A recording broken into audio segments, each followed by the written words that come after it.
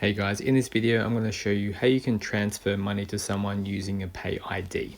Now first you need to log into your Commbank account app on your phone. Now from here in the bottom middle where it says pay, you're going to tap on this. Now from here you're going to tap on pay someone, click on that option.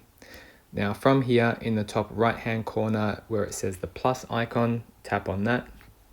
And then from here where it says mobile number, you're going to then tap on this. You're then going to select the recipient's country. So this is going to be in Australia. And then you're going to type in their phone number.